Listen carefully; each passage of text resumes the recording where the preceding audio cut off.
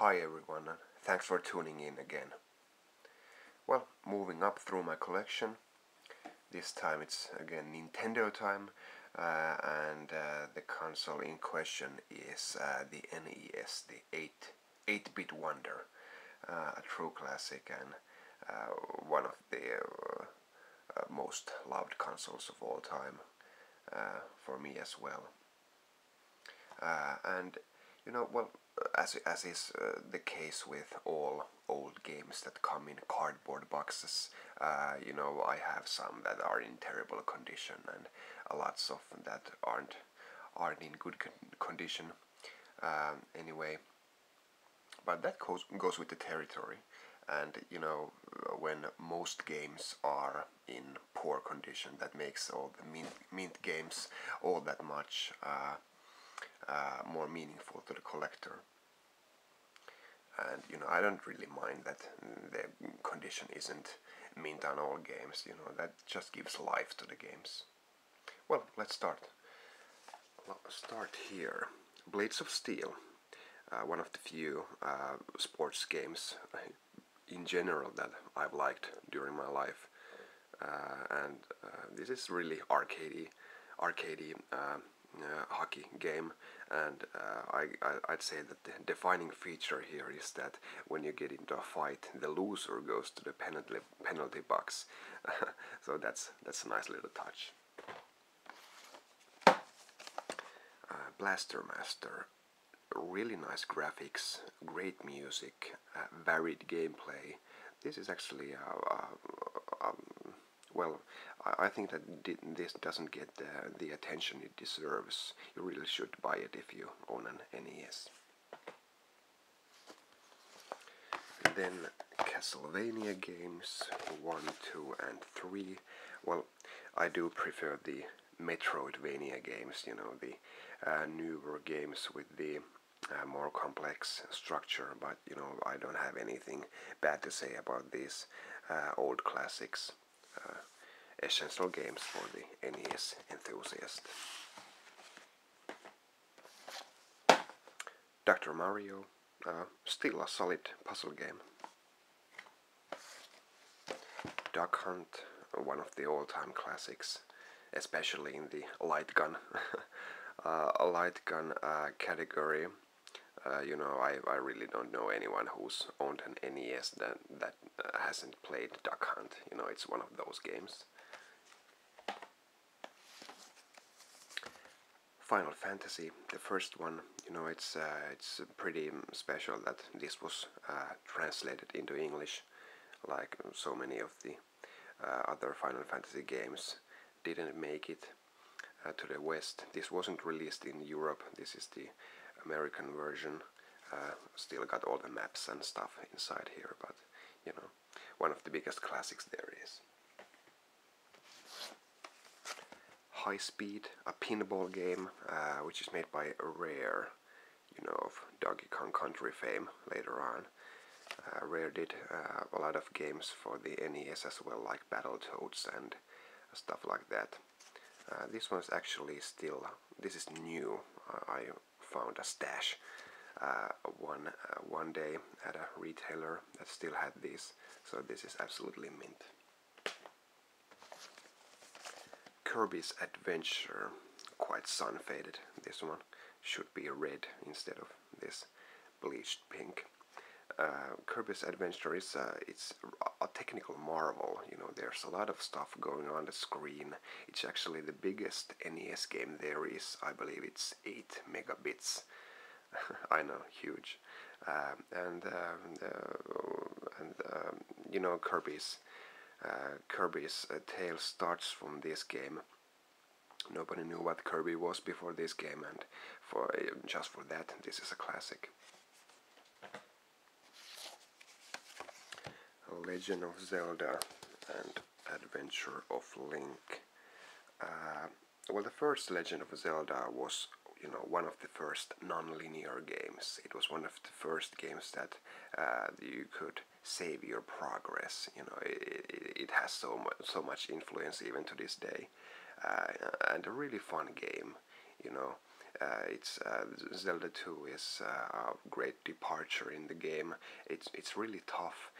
It's really different. You know, it has the experience levels and stuff like that on top of the different perspective. But you know, the first Zelda is a classic that, you know, most 2D Zeldas have been modeled after, and still fun to this day.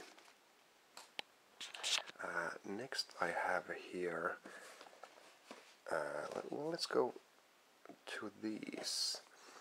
These big boxes are actually Finnish rental games.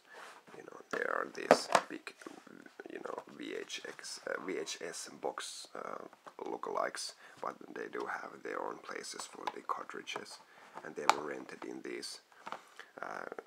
You know, the cardboard boxes wouldn't stand the renting procedure. I have a few of these. Bionic Commando.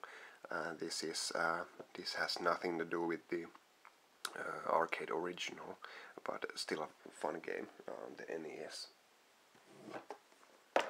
Faxanadu.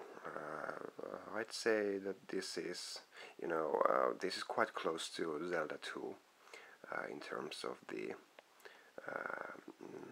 perspective and the scope of the adventure. Really nice game. You know, doesn't lose by a lot to Zelda 2.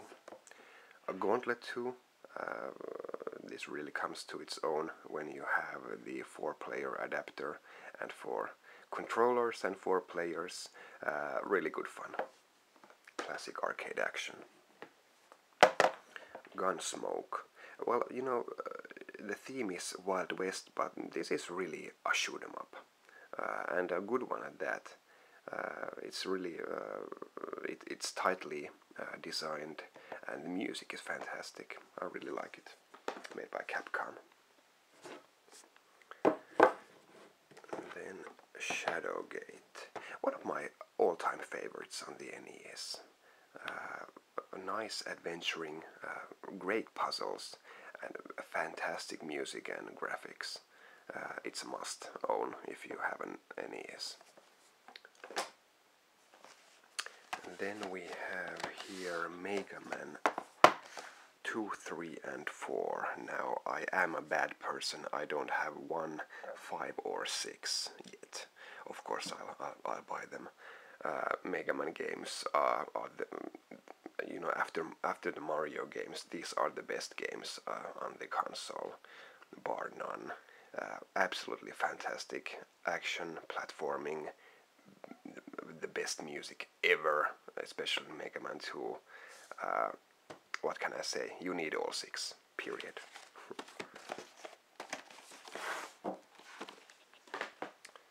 Then we have Metal Gear and Metal Gear Snake's Revenge, or just Snake's Revenge. Actually, the Snake's Revenge doesn't have anything to do with Metal Gear, you know, the official series. It wasn't made by Hideo Kojima, unlike Metal Gear 1, which is a true classic. And back in the day, you know, it was said that it was a modern-day Zelda, you know, because of the perspective, but I'd say that it's a beast of its own. One of the first stealth games there is. Metroid, the classic that started it all. Metroid is huge, and you know, the first one isn't all that bad. You know, it is old, but it's just fantastic. You know, it doesn't lose by a lot to Super Metroid. This is really tight. Pro Wrestling, a blast from the past. A blast from the past. I used to love this as a kid, as I did Teenage Mutant Ninja Turtles. You know, this isn't as good as the arcade game or the sequels, but still a fun game. Snake, Rattle, and Roll, another one, another game made by Rare. What's it called? What's the perspective called? You know, when you go into from the corner, isometric, yeah, that's the word, isometric perspective, fun graphics, and nice 2-player mode as well. Super C, actually I'm missing the first Contra here. I just have this sequel. Contra games are absolutely top-notch, you know, brilliant action, tough games, again excellent music, and really fun two-player mode as well. Wizards and Warriors, I do prefer the second one, Iron Sword, but this is a nice series of games. There were 3 for the NES. Super Off-Road, another one of those 4-player games, comes into its own with 4 players. Nice arcade racing action. And finally, with 20 seconds to spare, Super Mario 1, 2 and 3. It just doesn't get better than this, you know, especially Super Mario Bros. 3 is a true classic, even by today's standards. You know, one of the best platforming games there is. Well, I'm out of time again. Thanks for watching. Bye.